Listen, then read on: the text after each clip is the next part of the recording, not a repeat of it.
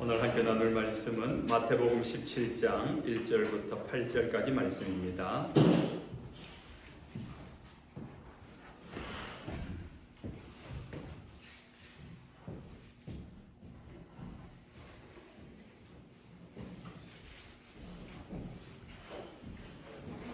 마태복음 17장 1절부터 8절까지 말씀 함께 합독하시겠습니다. 엿새 후에 예수께서 베드로와 야고보와 그 형제 요한을 데리시고 따로 높은 산에 올라가셨더니 그들 앞에서 변형되사 그 얼굴이 해같이 빛나며 옷이 빛과 같이 휘어졌더라.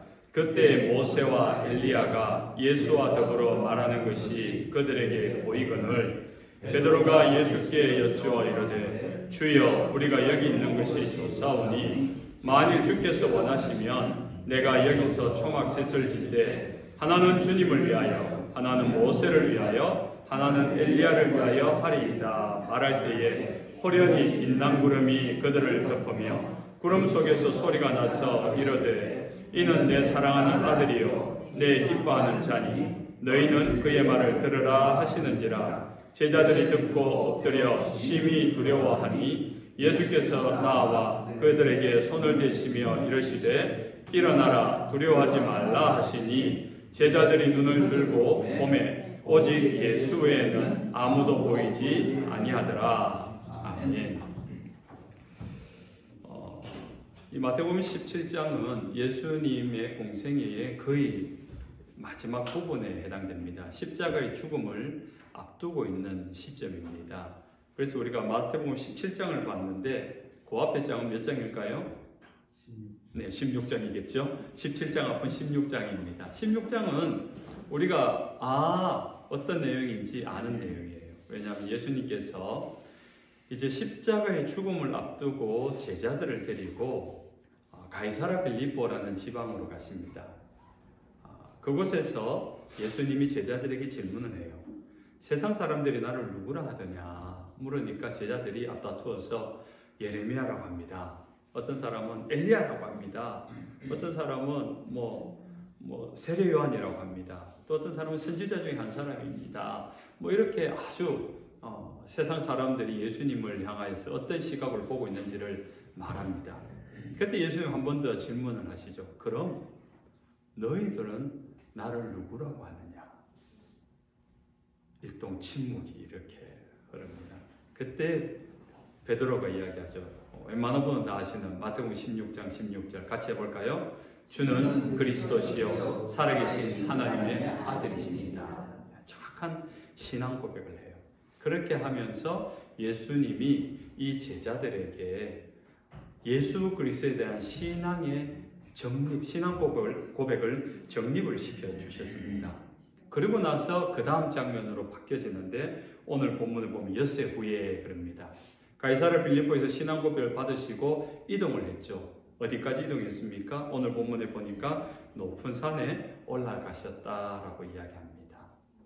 그런데 그 높은 산에는 다 데려간 것이 아니라 제자들 3명 데려가는데 이 높은 산에 올라가서 무엇을 하는가 하니까 예수님이 하나님의 원래 본체의 영광으로 변형되어지는 모습을 보여줘요.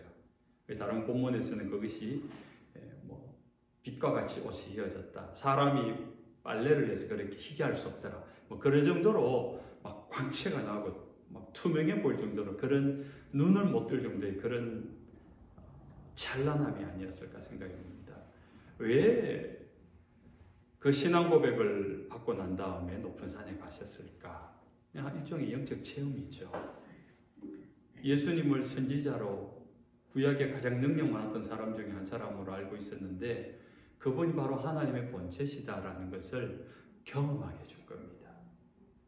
왜 그런 경험을 하게 해주는가 하면은 예수님이 이제 곧 며칠 있으면 십자가에 죽으셔야 되기 때문에 이 제자들과 함께 더 이상 하지 않는, 물론 함께 하시지만은 육신적으로 함께 하지 않기 때문에, 그리고 예수님을 잡아서 죽였던 그 세력들이 당연히 예수님의 제자들도 따르는 사람들에게도 그런 환난과 박해와 죽임을 자행할 것이기 때문에 그때 그들의 믿음이 하나님의 영광을 본고로 그 믿음을 끝까지 지켜낼 수 있기를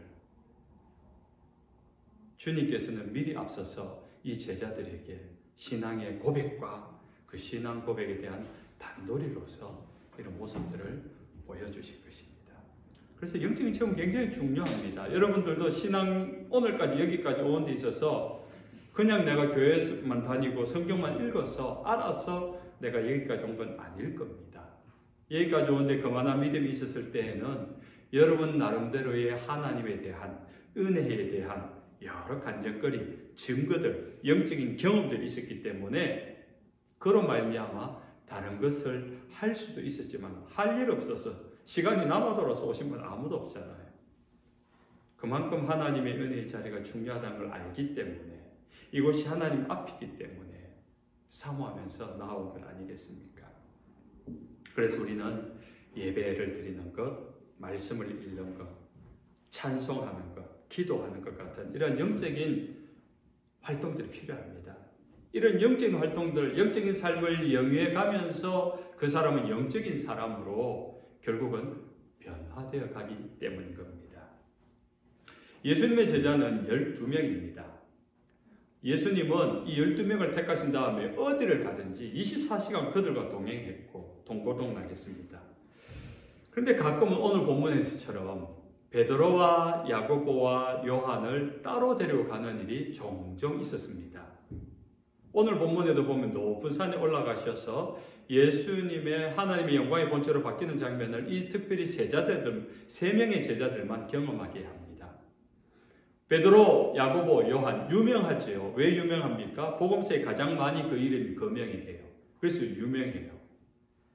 그래서 사람들은 이 세 사람이 예수님의 수제자 그룹, 베드로는 뭐 수제자다 그러고 수제자 그룹 이런 이야기를 붙이는데 그거는 사실 이제 다 이들의 사이에 끝이 나고 후대에 이제 붙여진 별명이고요. 예수님 당시 12제자들 사이에서는 뭐 수제자 이런 말이 따로 없었습니다. 다 똑같은 12명의 제자입니다. 그런데 가만히 읽어보면 복음서에 나타난 제자들의 모습 가운데 복음서에서 가장 많이 다뤄지는 이름이 베드로, 야고보, 요한이라고요. 그럼 복음서는 뭐냐? 복음서는 제자들의 성공한 이야기를 기록했을까요? 실패한 이야기를 기록했을까요? 놀랍게도 복음서는 제자들의 실패한 이야기입니다. 어떻게 부름을 받았는지. 부름을 받았지만은 그들의 삶은 예수님의 제자로서의 성공적인 삶이 아니라 처음부터 끝까지 실패합니다. 가장 유명한 베드로도 마태복음 16장 16절에서 성령으로 말미암아 주는 그리스도시요 살아계신 하나님의 아들입니다라는 이 놀라운 고백을 하고 난 직후에 예수님이 십자가의 죽으러 간다라는 이야기를 듣고 나서 그것이 무슨 뜻인지를 이해하지 못합니다. 그래서 오히려 십자가의 구원의 길을 걸어가시려는 주님을 가로막고 있을 때 주님으로부터 사탄아 내 뒤로 물러가라 호통을 당하지요. 그리고 정작 예수님이 잡혀갔을 때 예수님을 공식적으로 3번이나 사람들 앞에서 부인했던 사람이 베드로입니다. 야고보는 누굽니까? 이제 예수님이 십자가의 죽음의 길을 가려고 예루살렘으로 걸어가는 길에 있는데 예수님의 죽음에 대해서 예수님 말씀하고 있는데 그 말씀의 뜻을 이해하지 못하고 안중에도 없고 주님의 나라가 임하면은 그러면은 국무총리 자리는 누가 하지? 이 높은 자리에 관심이 많았던 겁니다. 그래서 자기 어머니를 앞세워서 자신의 자리를 청탁을 했던 인물이 자신의 자리에 탐욕이 있었던, 그래서 같은 공동체 안에 제자들이 분노를 일으키는, 공동체를 분열시키는 그런 역할을 했던 사람이 이 야고보입니다. 사도 요한, 늘 예수님의 품에 안겨서 예수님의 사랑을 가장 많이 받았던, 그래서 성경의 신약 제자들 중에 가장 많이 성경을 기록한 자입니다. 결과는 그렇습니다. 그러나 복음서에 기록된 사도 요한의 모습은 어떻습니까? 예수님이 잡히시는 그 순간에 자신이 입고 있었던, 듣고 있었던 그 모든 옷자락, 그것을 버려두고 나 혼자 살겠다고 도망가버린 사람이 이 사도 요한입니다. 부족한 사람들이죠. 예수님께서는 특별히 이 세 사람의 부족하기 때문에, 모자라기 때문에, 사실 다른 제자들은 이런 예수님의 영광을 따로 보고 안 하지 않습니까?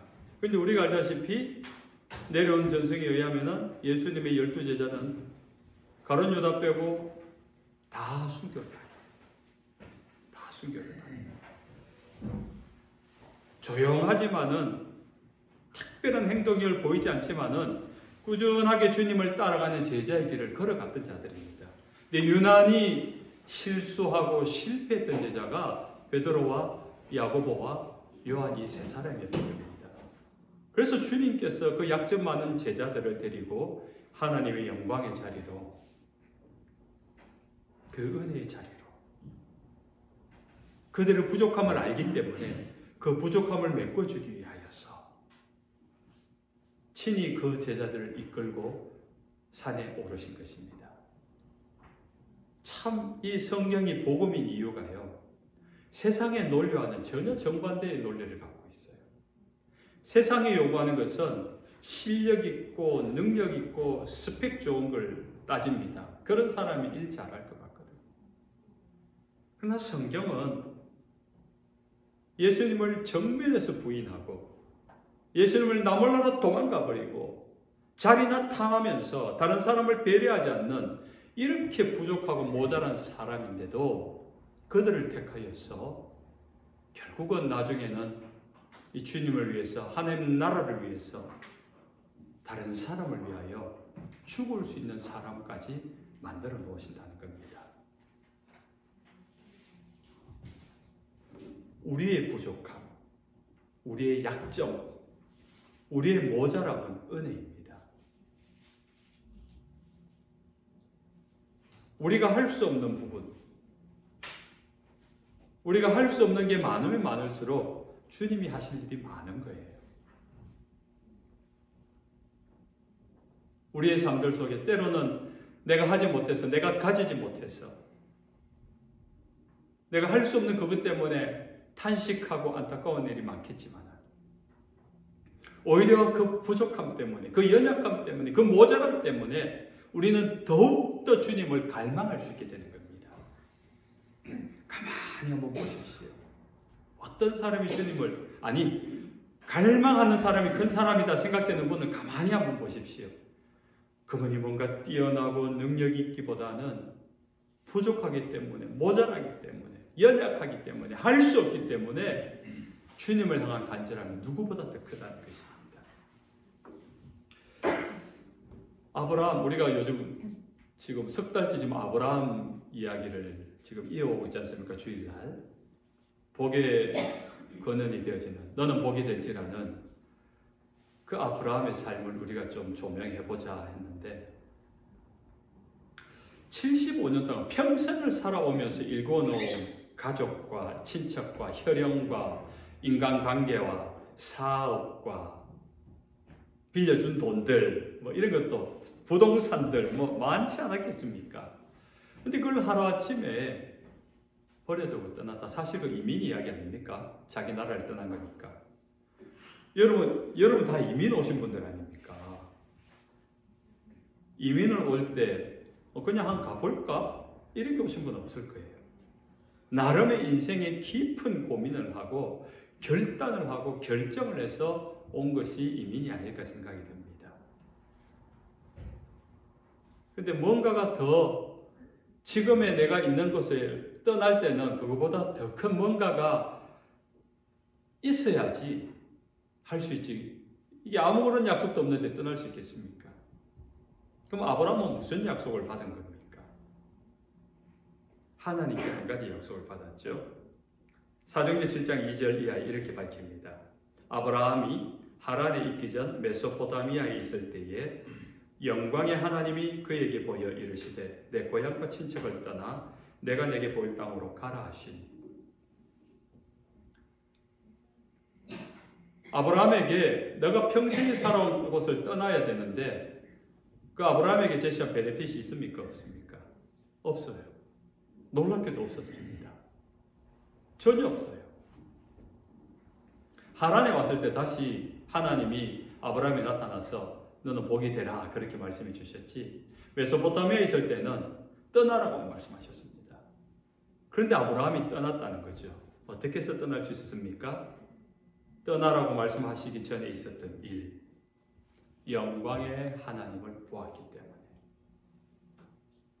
하나님을 만난 것입니다. 하나님의 영광을 본 것입니다. 하나님이 어떤 분인지를 경험하게 된 거죠. 그걸 경험하게 되는 순간 더 이상 이 세상에 자기가 75년 동안 공들여서 노력해서 이뤄놓은 것들이 하찮게 보이는 겁니다. 이거는 하루아침에 버려도 되는 것으로 보여지는 거예요. 성경에 가끔 그런 인물들이 있죠. 밤이 새도록 물고기를 잡으려 했지만 잡지 못했던 베드로에게 예수님이 나타나셨을 때 배를 두고 나를 따르라. 내가 널 사람 낳은 어부가 되리라 하는 그 순간 베드로가 배와 그물과 가족을 버려두고 떠났다 그래요. 사도 바울이 예수 그리스도를 만났을 때 내가 알던 이 세상에서 가졌던 그 학문적, 지식적, 그 명예적인 것들을 배설물로 여기노라. 하나님의 영광 앞에서는 그토록 가치 있어 보이던 것들이 배설물로 여겨질 정도로, 하찮게 보일 정도로 하나님의 영광은 달랐다는 것입니다.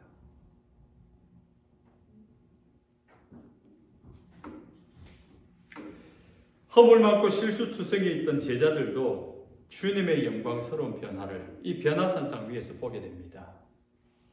그 영광을 보니까 이게 도대체 무슨 일인가 정신없습니다. 그냥 여기가 너무 좋사오니 여기 그냥 초막 짓고 사합시다. 계획에도 없던 이야기를 해요. 정신없는, 두서없는 이야기를 합니다. 초막 셋을 짓고 주님을 위하여, 모세를 위하여, 엘리야를 위하여 자기도 초막도 지을 생각도 못하고 있습니다. 그 정도로 정신이 없을 정도로 하나님의 영광을 보게 된 겁니다.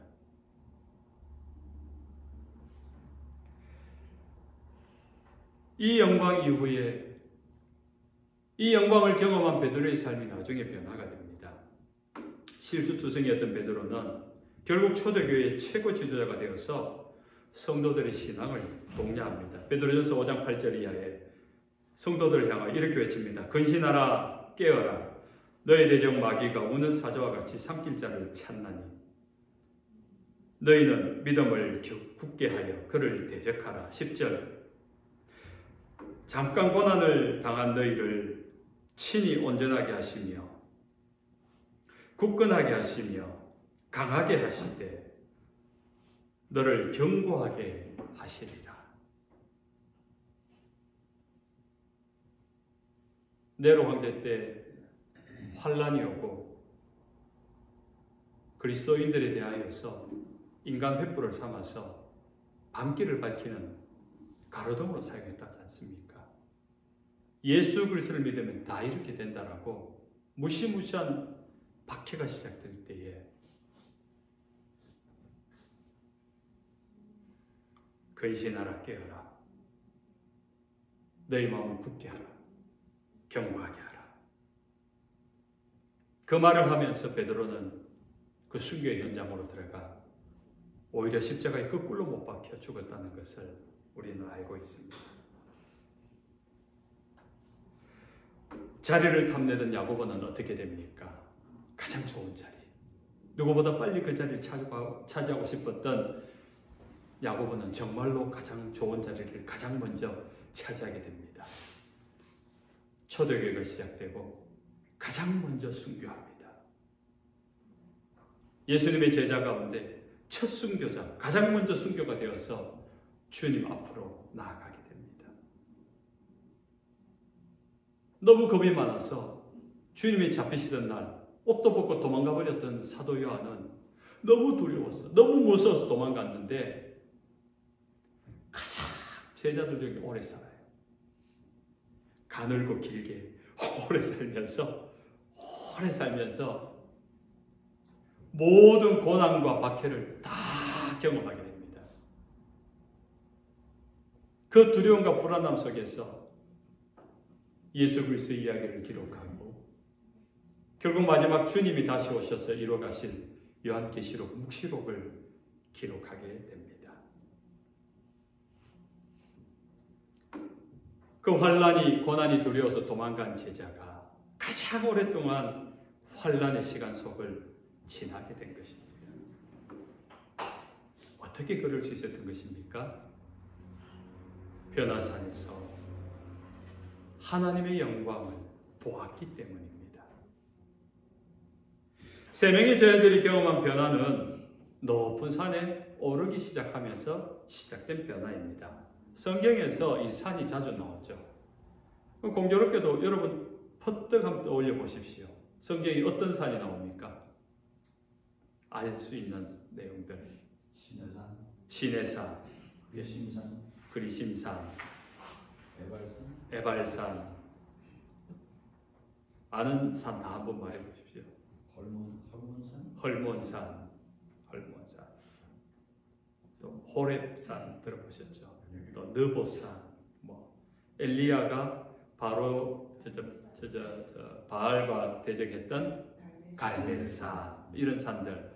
자, 방금 나왔던 이런 산들이 다 결국은 하나님을 만난 자리예요. 엘리야가 하나님의 이름을 부를 때 북이스라엘이 가장 타락했을 때 여호와의 불이 내려서 정결하게 만들어 버린 것. 시내산, 모세가 하나님을 독대하면서 하나님의 말씀 십계명을 받았던 곳. 이 성경에서 산이라는 의미는 하나님과 더 가까워지는 의미를 담고 있습니다. 그래서 경건한 자들이 기도하거나 하나님 특별한 사명이나 음성을 들을 때 배경으로 이 산이 자주 나옵니다. 그거는 미국은 잘 모르겠어요. 한국은 이게 자연스러워요. 좀 기도 좀 한다 하는 사람들 보면 어디 갑니까? 기도원은 어디 있습니까? 산. 제가 있는 대구에도 유명한 기도원이 있는데 아직도 있어요. 그 기도원이 지금 한 60년 넘었죠. 거기 가면 기도원, 주암산 기도원이 있는데 주암산 기도원에서 기도하는 사람은 이제 좀 기도하러 올라온 사람들. 거기서 기도 좀 한다 하는 사람들은 거기서 올라온 만큼 더 올라가요. 올라가면 산 꼭대기에 배바위라고 있어요. 그런데 올라가다 보면 정말로 산 꼭대기에 배 앞 모서리가 툭 튀어나온 것처럼 라운드가 져가지고 바위산이 그렇게 돼 있는데 기도 좀 한다는 사람은 거기 다 올라가 있습니다. 거기에 가도 1년 365일 그 자리는 명당 자리라 가지고 비지가 않습니다. 비닐까지 덮어쓰고 밤을 새워서 기도합니다. 좀 기도한다 하는 사람들은 이제 그 배바위에 좀 올라가 봐야 됩니다. 너 배바위 가봤어? 안 가봤어? 안 가서 기도했단 말 하지 마. 이런 유래가 대구 교계에는 흐르고 있습니다. 기도하는 곳, 하나님의 음성을 듣는 곳, 하나님의 뜻을 아는 곳. 예수님께서도 습관을 쫓아 기도하러 산에 오르시니 이런 이야기가 있죠. 그런 의미에서 이 세 명의 제자들이 오른 높은 산은 하나님과 더 가까워졌다는 의미입니다. 산에 오르는 것이 왜 하나님과 가까워지는 걸까요? 이렇게 한번 생각해 보면 돼요. 저는 등산을 좋아합니다. 좋아하는 이유가 산에 오르면은 좀 번잡함이 사라져요. 일단 눈에 보이는 것들이 이 도시에서 보이는 것들에서 싹 사라지고 일단 초록초록하잖아요. 그리고 내 앞에 길이 있는데 내 앞에 아무도 없지 않습니까? 조용하게 그냥 생각하기 좋고 걸어가는데 산에 올라가면 한 8분 능선쯤 올라가면은 산 밑에 세상이 보입니다. 웬만한 데가 다 보입니다. 그러면은 그렇게 번잡하고 속 시끄럽던 도심지가 그냥 하나의 그림 한 기퉁이처럼 그냥 이렇게 뭉쳐서 그냥 한 점처럼 보이는 거예요. 올라가면 올라갈수록 세상은 작아져 보이는 겁니다. 산이 가진 좋은 의미예요. 자기를 성찰하고 뭔가를 고민하고 하려면 산에 가는 거 참 나쁘지 않다. 뭔가를 고민할 때 하염없이 계속 걸어보는 것도 나쁘지 않다는 생각을 해봅니다. 사람들은 이 산 밑에 사는 것에 익숙해져 있습니다. 익숙해져 있다 보니까 그 치열함이 치열함인 줄을 모르고 살아요. 그러다 보니까 살아가고는 있는데 마치 정말로 막 뭔가가 답답하고 수영을 하는데 숨을 못 쉴 것 같은데 사실은 숨을 안 쉬고 있는 거죠. 수영은 하고 있는데 그게 언제까지 못 쉴지는 모르겠지만은 좀 그렇게 깝깝할 때가 있습니다. 숨을 쉬면 되는데 못 쉬는 거예요. 근데 그렇게 급하게, 그렇게 치열하게, 그렇게 살아가야 되는 거예요. 왜냐하면 다 그렇게 살거든요. 옆을 돌아봐도, 뒤를 돌아봐도, 내 앞을 봐도 정말로 치열하게 경쟁하듯이 내가 잠시 멈추면은 도태되는 것 같고, 패배자 되는 것 같고, 실패할 것 같고, 끝나버릴 것 같거든요. 사실 그건 아닌데, 우리가 사는 이 세상은, 이 산 밑의 세상은 그런 경쟁 속에 다 그렇게 살기 때문에 별로 문제의식을 못 느낍니다.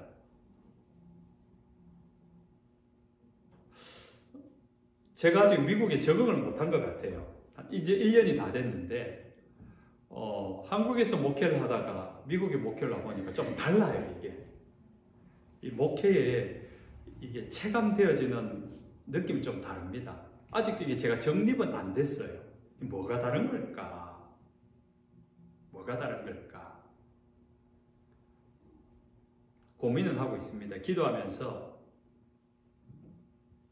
내가 지금 계속 이 템포로 이 방식으로 목회를 해도 되는 걸까? 늘 기도하고 있습니다. 정립이 아직 안 됐어요. 아직 내가 파악을 못한 것 같아요. 그래서 좀 고민이긴 합니다. 뭐지? 뭘까? 좀 그런 마음이 있어요. 그냥 조금 단순하게 이야기하면은 그냥 이렇게 성도들하고 이렇게 이야기를 했을 때 반응되어지는 게 뭔가 이 이민 목회의 성도들의 모습들 속에 뭔가 그 간절함, 하나님에 대한 뭔가 그 간절함에 대한 것이 좀 다르다고 해야 되나요? 아니 그 간절함의 표현이나 느낌을 제가 좀 아직 코드를 못 맞춘 걸까요? 하여튼 뭔가 좀 그렇습니다. 그게 뭘까 고민하고 있습니다. 여러분 간절하시죠? 하나님의 은혜에 갈망함이 계시지요? 근데 제가 만나는 사람들, 우리 성도들뿐만 아니라 제가 제법 만나거든요. 또 지난 여름에 이렇게 미국을 한 바퀴 돌면서 한인 목회하는 선후배 목회자들, 동료 목회자를 통해서 이민 목회 제가 배워야 되니까 듣고 또 거기에서 설교하고 이야기하면서 경험한 것들이 좀 그렇다는 거죠.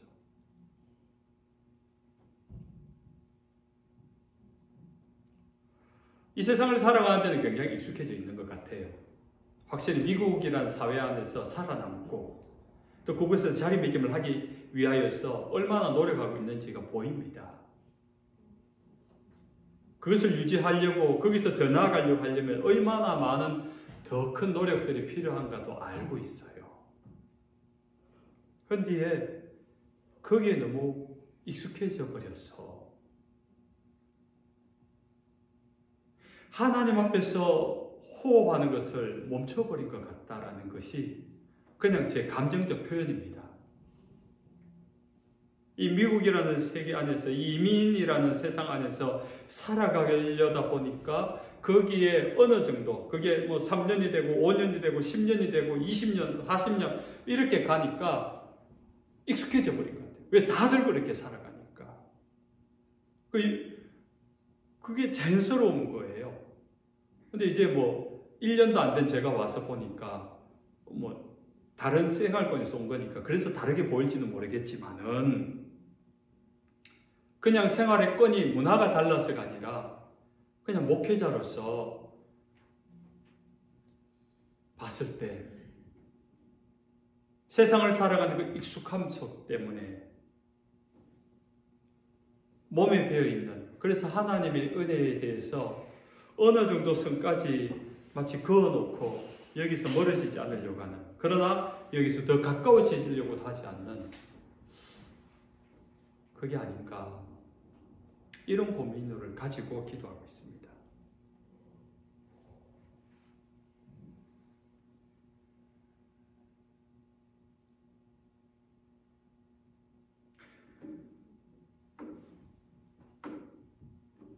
그걸 어떻게 해결해야 될까요?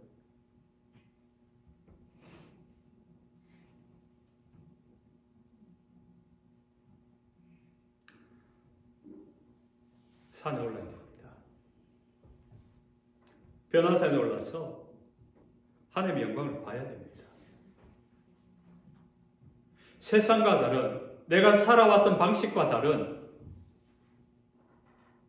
하나님의 영광의 본체가 무엇인지를, 하나님의 영광의 가치가 무엇인가를, 그 영적인 그 영광스러움의 가치가 무엇인가를 봐야 됩니다. 들어야 됩니다. 경험해야 됩니다. 하나님이 선명해질수록 세상의 헛됨이 드러나거든요. 하나님이 점점 가까워질수록 세상이 얼마나 작은지를 비로소 보이기 시작하거든요. 근데 지금은 당장 이 자식이 제일 커 보여요. 자식이 너무 커 보이는 거예요. 제가 저한테 하는 이야기입니다. 경제적 상황이 너무 커 보이는 거예요. 뭐 다들 알고 계시겠지만 저희가 집을 구하고 있지 않습니까? 그래서 매일 그 사이트를 보고 있어요. 어제 우리 동네 집이 하나 나왔는데 15,000 스퀘어핏. 스퀘어핏이라는 걸 미국 와서 제가 단위를 처음 알았는데, 저희가 지금 살고 있는 집이 1200 스퀘어핏인데 15,000 스퀘어핏이면 12배가 넘잖아요. 그죠? 와, 이런 데 사람이 사는구나. 그 집이 120만 불이 있더라고요. 이야, 집에 없는 게 없어요. 막 다 있어요, 다. 와. 어차피 나왔으니까 구경이나 한번 갈까 생각도 들더라고요. 그게 그런 집이 커 보이는 거예요. 좋은 차들이 커 보이는 거예요. 그것이 커 보이면요, 하나님 볼 수 없습니다. 하나님이 작아 보이거든요. 하나님이 감추어져 보이거든요. 근데 하나님이 커 보일수록 세상은 점점 작아 보이는 겁니다. 허물 많고 약점 많고 문제 많은 이 제자들이 변화산에 올랐습니다. 하나님께로 가까이 나아간 것입니다.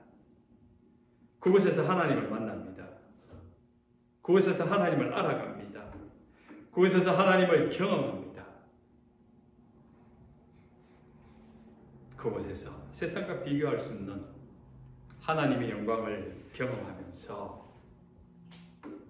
그 영광을, 그 하나님을 경험하는 순간 그곳을 떠나기가 싫어집니다. 아마 모르긴 몰라도 주님 뭐하러 여기까지 올라오냐고, 중턱쯤에 적당한 데 자리 잡고 볼일 보시지 왜 산 꼭대기까지 올라오고, 그것도 저 낮은 산도 아니고 중간 산도 아니고 높은 산의 꼭대기까지. 주님이 그곳에 데려가신 이유가 있었지요. 그 영광을 보여주시려고. 그런데 그 영광을 보고 나니까, 그 하나님을 체험하니까 주님 여기가 좋사오니 그냥 여기 살고 싶습니다. 여러분, 사랑하는 성도 여러분, 정말 여러분의 신앙생활 생애를 통하여서 주님 여기가 좋사오니 라고 고백하신 적이 있습니까? 주님을 만난 그 순간, 주님을 만난 그 자리에서 그 은혜가, 그 경험이 너무 커서 주님 여기가 좋사오니, 주님 여기가 좋사오니, 다른 거 아무것도 생각나지 않습니다. 그런 고백이 있어지길 주님의 이름으로 축원합니다. 우리의 마음 가운데 그런 하나님을 만나야 돼요.